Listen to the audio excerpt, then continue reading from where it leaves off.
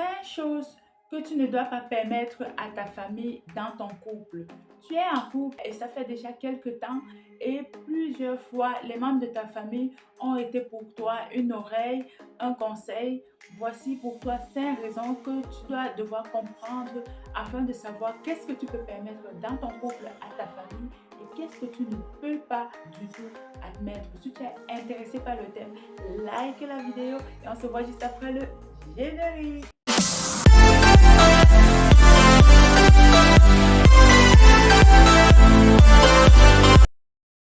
Bonjour, moi c'est Josiane, je suis la promotrice de cette chaîne Optimisme Devenir. Sur cette chaîne, on parle de développement personnel. Aujourd'hui, je viens vous parler de 5 raisons pour lesquelles tu dois faire attention à ce que tu peux permettre aux membres de ta famille dans ton couple.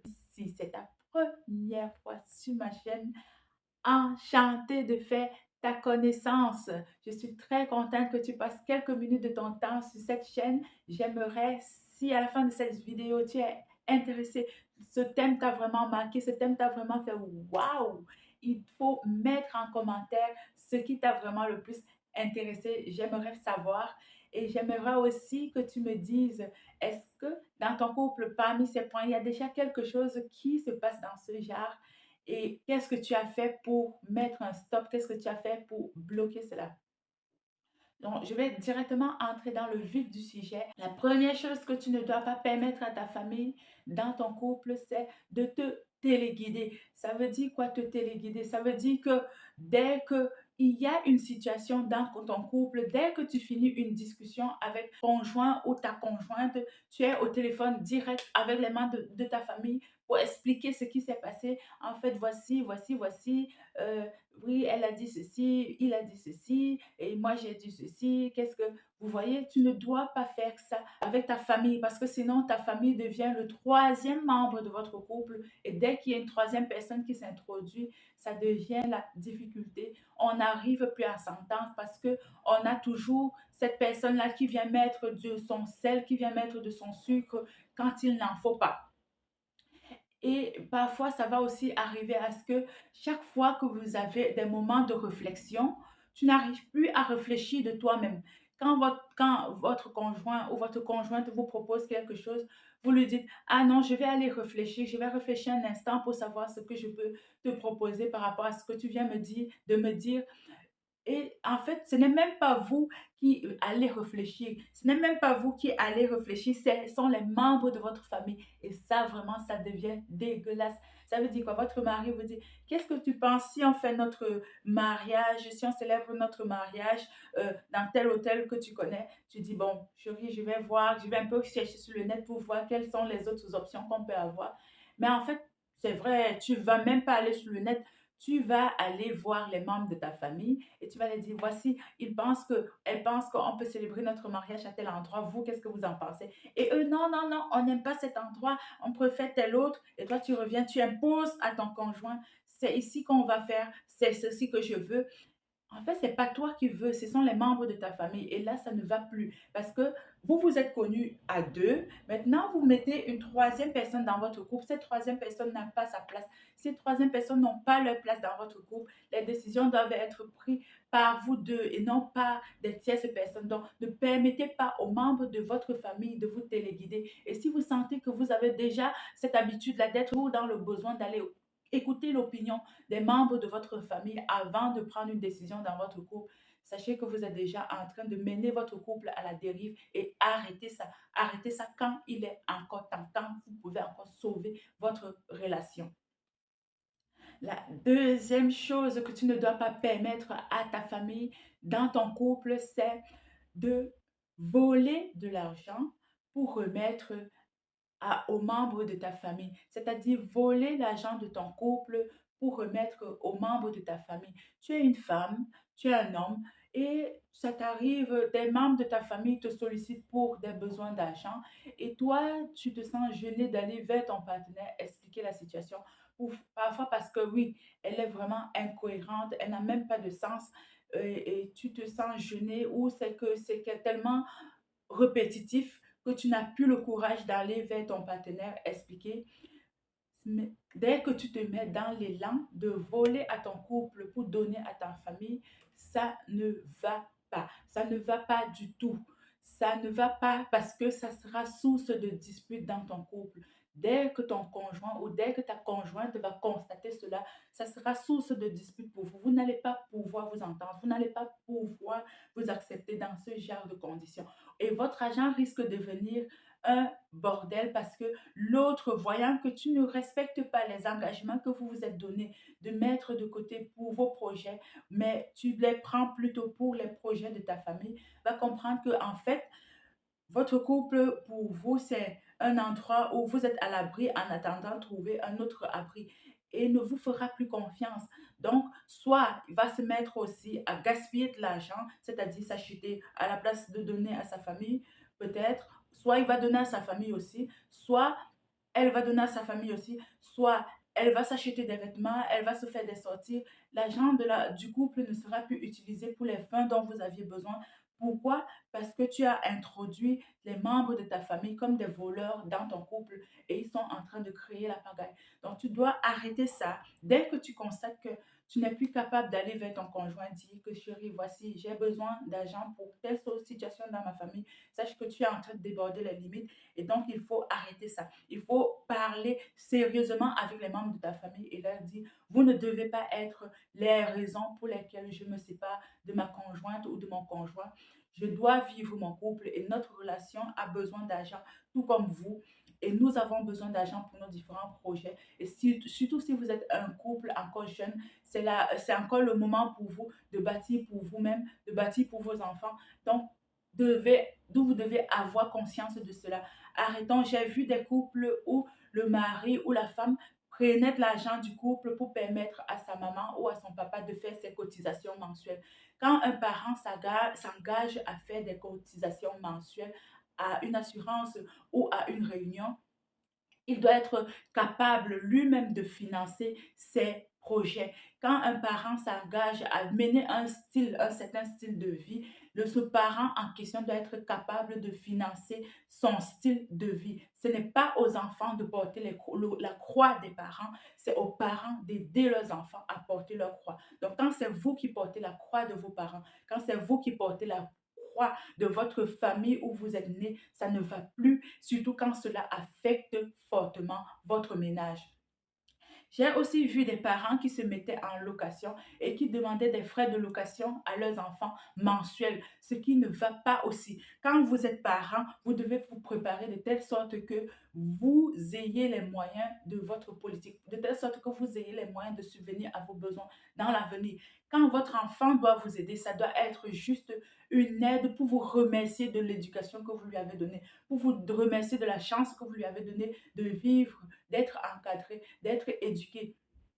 Ça ne doit pas être un stress continu, un stress moral qui n'arrive pas à subvenir. Mettez vos projets au niveau où vous savez vous-même prendre charge. Ne mettez pas vos projets sur la tête de vos enfants et ne les faites pas détruire leur ménage parce qu'ils sont obligés à subvenir à vos besoins de la vie quotidienne qui les ramène toujours à être à la même case avec vous.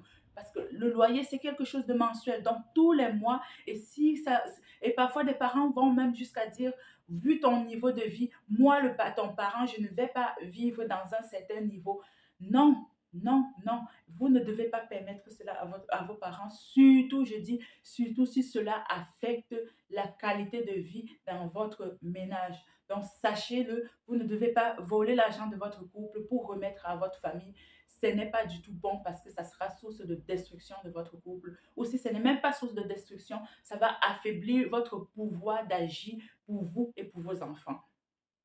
La troisième raison que j'ai ici, des choses que vous ne devez pas permettre à votre famille, c'est de vous amener chez des féticheurs, chez des voyants, chez des marabouts pour pouvoir avoir le pouvoir dans votre couple, pour pouvoir dominer sur votre conjointe, pour pouvoir dominer sur votre conjoint. Quand vous êtes un couple, quand vous êtes appelés à vivre ensemble, cela veut dire que vous vous êtes fait assez confiance, vous vous êtes fait assez confiance pour pouvoir accepter de manger le repas de l'autre, de dormir sur le même lit que l'autre, de partager tous les jours de sa vie avec elle, avec lui. Si vous voulez donc vivre cette vie-là. Il n'en est pas question que vous amenez des remèdes, que vous amenez des paroles des voyants, que vous amenez des choses que vous avez prises à l'extérieur pour pouvoir avoir le contrôle sur votre conjoint. Et sachez-le, si cela n'a pas d'effet sur le conjoint directement, ça pourrait avoir des effets sur vos enfants, ça pourrait avoir des effets sur vous-même, ça pourrait influencer votre façon de vous comporter envers votre mari et fait que le regard maintenant des tierces personnes autour de vous, c'est toujours un regard, elle est très autoritaire, elle parle mal à son mari, il est très autoritaire, il parle mal à sa femme, il ne la respecte pas. Les autres vont voir, mais vu que vous avez embobiné votre femme ou vu que vous avez embobiné votre époux dans un moule qui l'empêche d'être normal, qui l'empêche de voir la réalité, il ne va pas voir cela. Mais rassurez-vous, cela ne fera pas du bien à long terme à votre couple. Cela vous détruira très certainement. Donc ne permettez pas à votre famille de vous amener chez des marabouts, de vous amener chez des voyants pour pouvoir avoir le contrôle sur votre conjointe ou sur votre conjoint. Cela ne se fait pas. La quatrième chose que j'ai considérée parmi les choses que vous ne devez pas permettre à votre famille de faire dans votre couple, dans votre ménage, c'est de donner les ordres à votre conjoint ou à votre conjointe dans votre foyer. C'est-à-dire votre belle-mère, votre beau-père, vos beaux-frères sont en vacances ou sont venus passer quelques jours avec vous. Et ce sont eux qui disent, qui dictent la ligne de conduite. Pour peu qu'ils vous entendent, votre mari et vous, parler de quelque chose, ce sont eux qui vont être les premiers à dire, voici ce que vous devez faire, vous devez respecter ce que j'ai décidé, donner un ensemble d'ordres.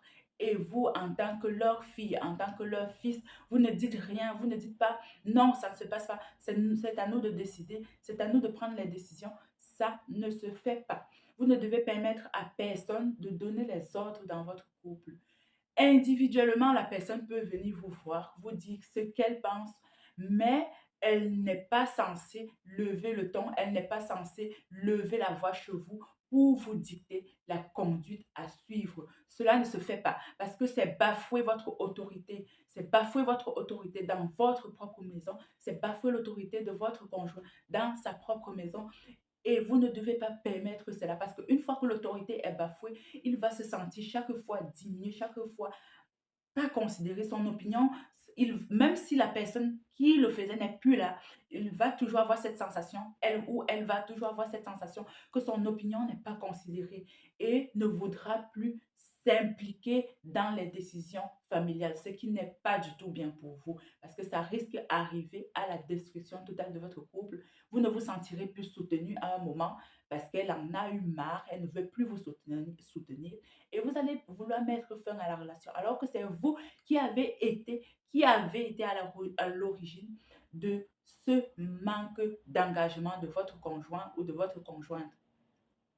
La cinquième et dernière chose que je voudrais t'apporter dans cette vidéo, j'aimerais avant de te donner ce cinquième point, que tu me dises déjà en commentaire parmi ces points, quel est le point qui t'a vraiment fait ça, qui t'a vraiment marqué, qui t'a dit, c'est le point que je dois appliquer à partir de maintenant.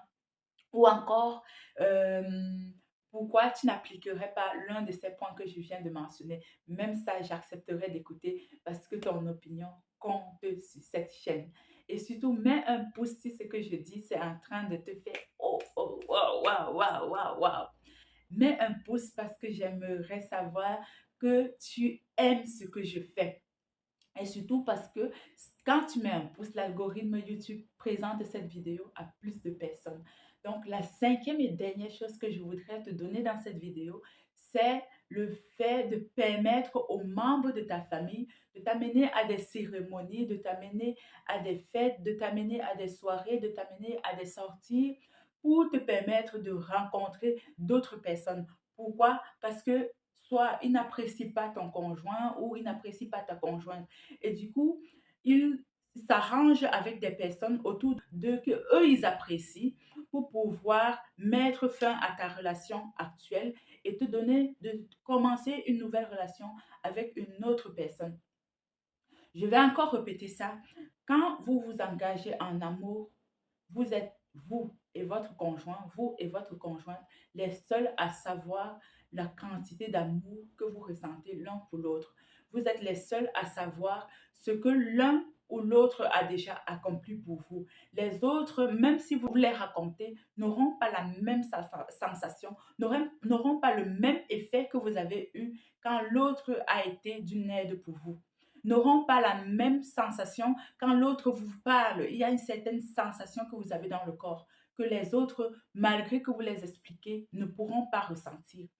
Il y a des façons de vous aimer que l'autre a que vous ne savez pas expliquer et qu'ils ne seront jamais ressentis. Donc, ne les permettez donc pas de pouvoir avoir le pouvoir sur vous au point de vous inviter à des événements pour rencontrer d'autres personnes. Au contraire, ce que vous devez faire, quand ils ne réussissent pas à apprécier la personne que vous avez à côté de vous et que vous savez que cette personne, c'est celle qu'il vous faut, il faut leur donner plus d'arguments, il faut leur montrer plus de résultats, il faut leur montrer vraiment ce que vous appréciez, ce côté que vous appréciez. Ouvrir leurs yeux sur ce qui vous met de l'amour dans le cœur pour qu'ils puissent prendre conseil et leur faire comprendre aussi que c'est ça votre bonheur, c'est ça que vous voulez pour votre vie. Et leur faire comprendre qu'avec cette personne, vous avez de grands projets et vous ne projetez pas être dans les tromperies, être dans des deuxièmes bureaux, être dans des relations autres que celles que vous êtes déjà en train de vivre. Et si cela se répète, si cela arrive, reprimandez-les d'une manière sérieuse, d'une manière forte, afin qu'ils puissent comprendre que vous n'êtes pas en train de rigoler. Vous avez une relation sérieuse et vous voulez rester dans cette relation. Et vous les demandez de respecter votre conjoint, afin que cela ne se répète plus. Quand vous êtes dans une relation où vous voulez que les choses durent, vous devrez être ferme, vous devez avoir des valeurs. Et ce sont vos valeurs qui vont permettre aux autres autour de vous de ne pas se donner des engagements, de créer la pagaille dans votre couple. Je vous remercie d'être resté jusqu'ici. Je suis très contente pour cela. Je vous prie encore de mettre un pouce si vous avez aimé le contenu de cette vidéo. Je vous prie de partager cette vidéo avec des personnes qui pourraient être intéressées par ce thème. Je vous souhaite de passer de très merveilleuses fêtes. Sentez-vous aimé par les personnes autour de vous. Aimez-les vous aussi en retour. Vraiment, joyeuses fêtes à vous. On se dit à très bientôt dans une prochaine vidéo. Ciao, ciao, ciao.